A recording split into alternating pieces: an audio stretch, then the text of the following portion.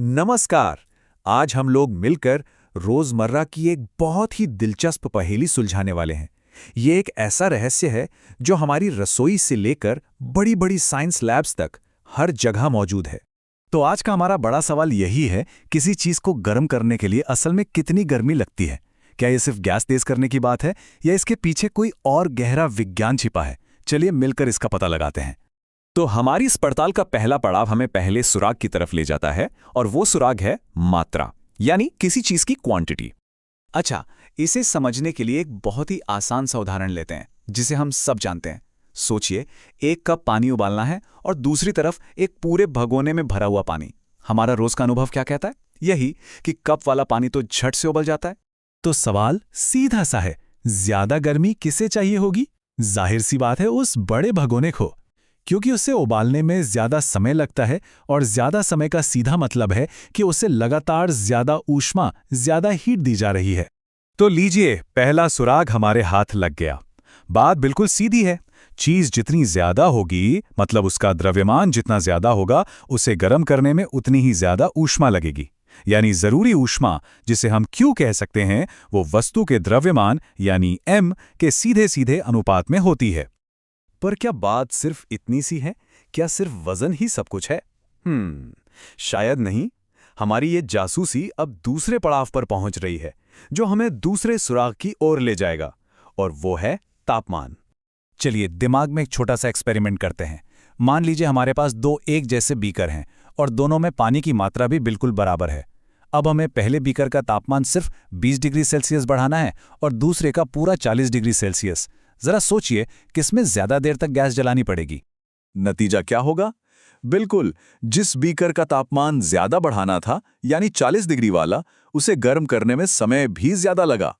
और जैसा हमने पहले देखा, ज्यादा समय का मतलब है ज्यादा ऊष्मा की जरूरत। और बस यहीं पर हमें हमारा दूसरा सुराग भी मिल गया। किसी चीज को गर्म करने के लिए कितनी ऊष्मा चाहिए, ये सिर्फ उसके वजन पर नहीं, बल्कि इस पर भी निर्भर करता है कि उसका तापमान कितना ज्यादा बढ़ाना है। मतलब जरूरी ऊष्मा Q तापमान में आए बदलाव यानी डेल्टा T के भी सीधे अनुपात में है। अब लग रहा होगा कि पहेली तो सुलझ गई है ना? द्रव्यमान और तापमान, बस यही दो चीजें हैं। लेकिन रुकिए, कहानी में एक बहुत मजेदार मोड़ आने वाला है, जो ये बताएगा कि हमारी खोज अभी पूरी नहीं हुई है। इस बार मामला थोड़ा अलग है।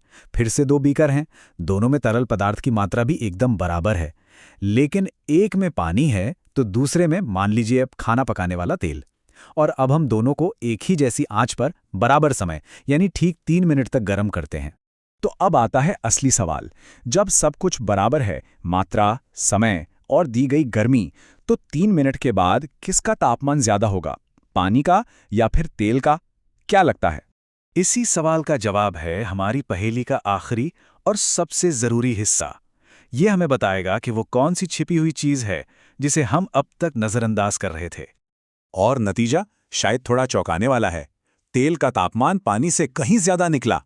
मतलब एक ही जितनी गर्मी और एक ही जितने समय में तेल पानी के मुकाबले कहीं ज्यादा गर्म हो गया। कमाल है। इसका मतलब क्या हुआ? इसका मतलब साफ है कि कहानी में एक तीसरा किरदार भी है। जरूरी ऊष्मा सिर्फ द्रव्यमान और तापमान पर नहीं, बल्कि खुद उस पदार्थ की अपनी फितरत पर भी निर्भर करती है कि वो चीज आखिर बनी किस चीज से है। और इसी अनोखी प्रॉपर्टी, इसी छुपे हुए किरदार को विज्ञान की भाषा में कहते हैं विशिष्ट ऊष्मा, या अंग्रेजी में स्पेसिफिक हीट। ये हर पदार्थ का अपना एक सीक्रेट कोड जैसा है, जो ये तय करता है कि उसके 1 यूनिट मास का तापमान सिर्फ 1 डिग्री सेल्सियस बढ़ाने के लिए उसे कितनी गर्मी देनी पड़ेगी। तो अब हमारे पास पहेली के तीनों टुकड़े हैं: द्रव्यमान, तापमान में होने वाला बदलाव और उस पदार्थ की अपनी खासियत यानी विशिष्ट ऊष्मा। अब वक्त आ गया है इन सबको एक साथ जोड़ने का और इस रहस्य से पूरी तरह पर्दा उठाने का। और ये रहा हमारी पहेली का हल, एक सीधा साधा लेकिन बहुत ही पावरफुल फॉर्मूला, जो हमारे तीनों सुरागों को एक साथ ले आता है। जरूरी ऊष्मा Q बराबर होती है द्रव्यमान M गुणा विशिष्ट ऊष्मा S गुणा तापमान में आया बदलाव डेल्टा T के। चलिए एक बार फटाफट देख लेते हैं कि इस फॉर्मूले में क्या क्या है। Q है वो कुल ऊष्मा जिसकी हमें जरूरत है।